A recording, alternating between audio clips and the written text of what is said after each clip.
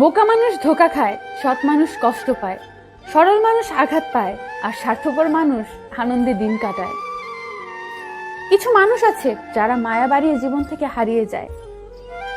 প্রতিটি মানুষের জীবনেই একজন বিশেষ মানুষ আছে, যে মানুষটি জীবনে এসে হয় অগোছালো জীবন গুছিয়ে দেয়, আর না হয় গোছালো জীবনকে অগোছালো করে দেয়। জীবন মানে কিছুটা হাসি, কিছুটা কান্না, আর কিছুটা অভিনয়। সব না পেলেও যতটুকু পেয়েছি ততটুকুই বা কয়জন পায়। এই চিন্তাধারা যাদের মনে থাকে, কষ্টের পৃথিবীতে তারাই প্রকৃত সুখী।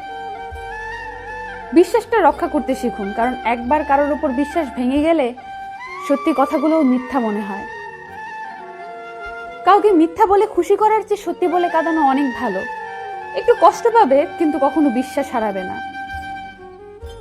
বর্তমানে মানুষকে তুমি যতটা আপন ভাববে, ঠিক ততটা কেউ তোমার আপন হবে না। প্রয়োজন হলে বলে হায়, আর প্রয়োজন ফোরালে বলে বাই। কোথায় আছো, কি করছো, কার সাথে কথা বলছো, ফোন ধরতে লেট হয় কেন, সব প্রশ্ন সন্দেহ থেকে আসে না।